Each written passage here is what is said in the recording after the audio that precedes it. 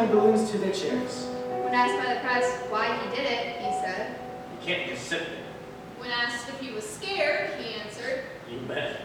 when asked you to do it again, he said, Nope. When asked, are you glad you did it?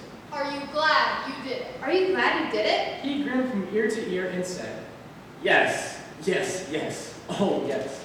If the dream is held close to the heart, and imagination is applied to what there is close at hand, everything is so possible.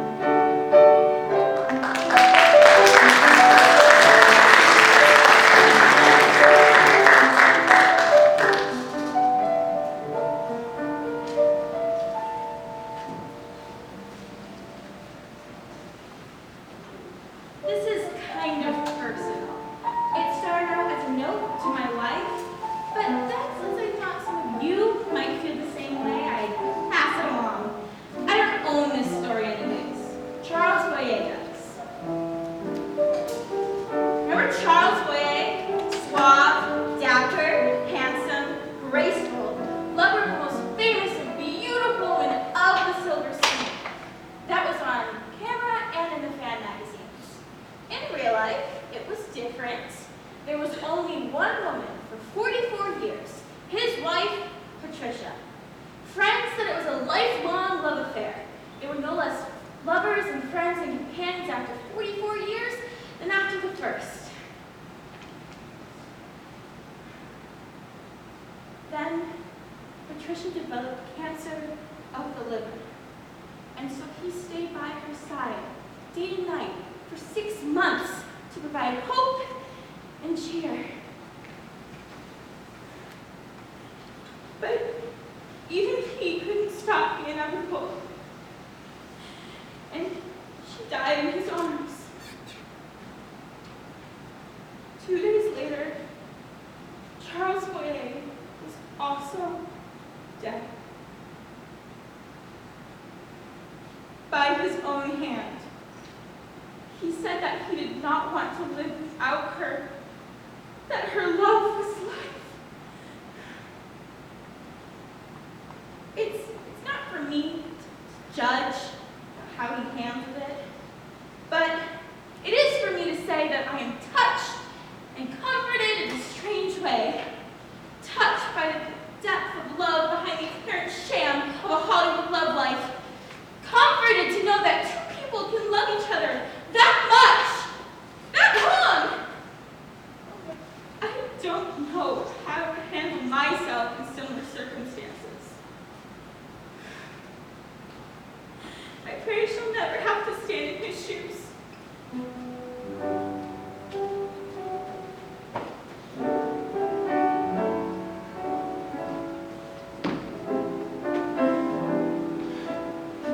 Here comes the personal part. No apologies. There are days when I look across the room, amid the daily ordinariness of life, and I see the person I call my wife, my friend, my companion, and even though I may not know why Charles Boyer did what he did, I know how he felt. It really is possible to love someone that much. I'm absolutely certain of it.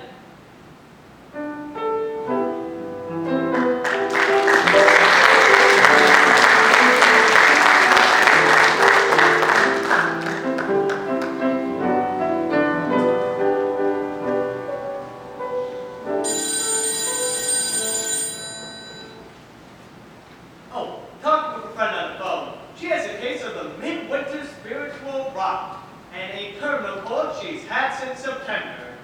well, you don't even get depressed, do you? Are you kidding? There are times when I'm so low it takes me an extension ladder just to climb out. Well, what do you do? I mean, what do you do? No one has ever pinned me down quite like that before. They usually ask me what I think they should do. My solace is not religion or yoga or rum or even deep sleep. It's Beethoven. I put his Ninth Symphony on the stereo, pulled down my earphones tight, and just lie down on the floor. But I think about old Mr. B. He knew a whole lot about depression and unhappiness. He moved from place to place, trying to find the right place. Had a lousy love life, quarreled with his friends all the time. Mr. B wanted to be a virtuoso pianist. He also wanted to sing well, too. But when he was still at quite a young age, he began to lose his hearing, which is usually bad news for pianists and singers. By 1818, when he was 48 years old, he was stone cold deaf, which makes it all the more amazing to his great Ninth Symphony. 5 years later, he just thought it. So I lie there with my earphones on, thinking of it, thinking it could have ever felt to Beethoven the way it sounds to me in my head. The crescendo rises as my sternum starts to vibrate, and as the kettle drum drums out those final chords, I'm on my feet, singing along in gibberish German with the mighty choir, jumping up and down in the final awesome moments of the end of the world and the coming of God and all his angels. Hallelujah! Hallelujah! Oh, thank the Lord! Oh, uplifted, excited, affirmed, and overwhelmed! Man alive! Throughout of all that depression and sorrow, throughout of all that frustration and anger, throughout of all that deep and permanent silence, came all that majesty and joy. He defied his fate with jubilation. So I can't just lie there in my winter ashy, wringing my hands, feeling sorry for myself in the face of that music. Oh, not only does it wipe out spirit for rock, it probably kills all colds too. Someday, some incredible December night, I am going to rent me a grand hall, a mighty choir, and a great symphony orchestra, stand on the podium and conduct the night. And I will personally play the kettle drum part all the way through to the glorious end, while simultaneously singing out the very tops of my lungs! And in the awesome silence that followed, I'd like to thank the gods that be for Ludwig van Beethoven for his symphony and his life. Oh, man alive!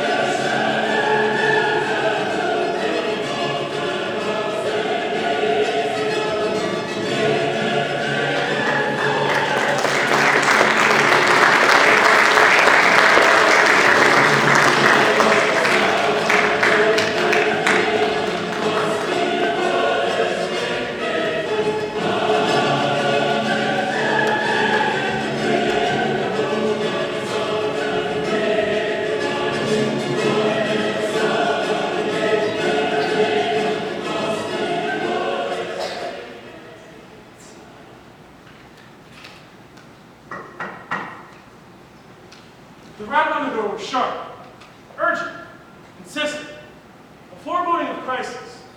Me, rushing to the door, fumbling with the lock, my adrenaline pumping, preparing for emergency.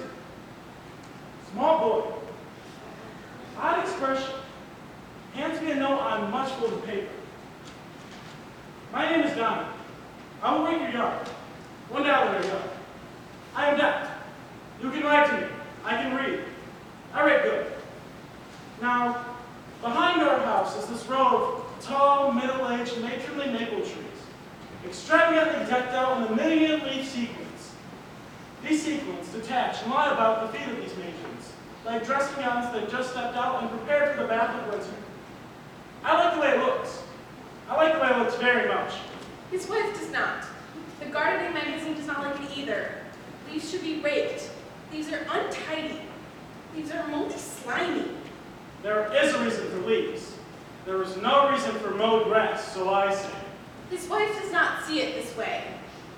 There is an unspoken accusation in the air of laziness. We've been through this before. But this year, a bargain has been struck in the name of the scientific method.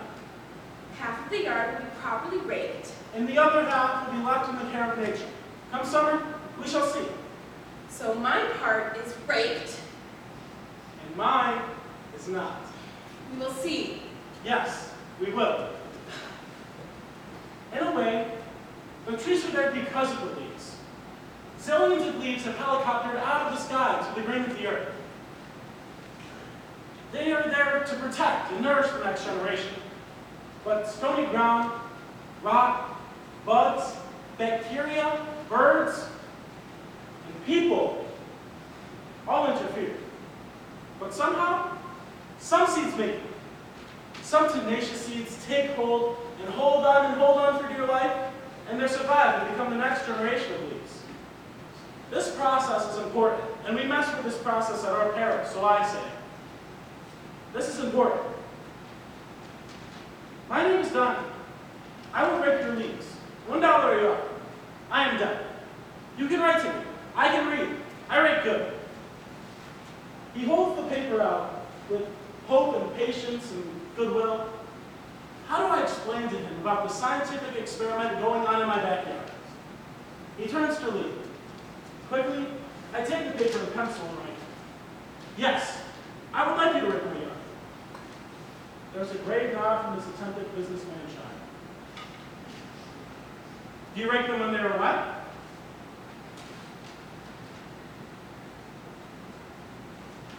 Yes.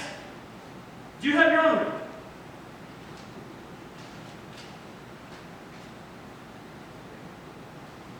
No. This is a big yard. I think I should give you $2.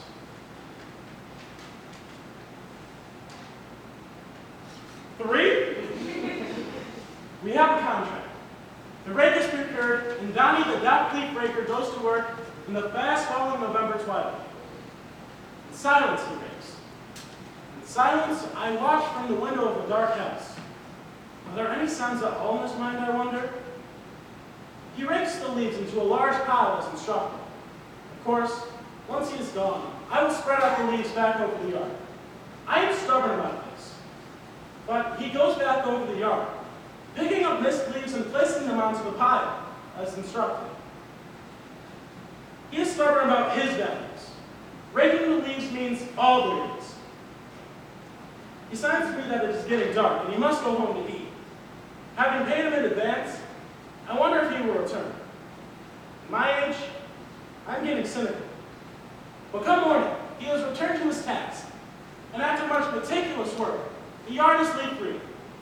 I see him stoop down and pick up some of the brightest yellow leaves and stuff them into the pocket of his sweatshirt, along with a whole handful of helicopter seeds.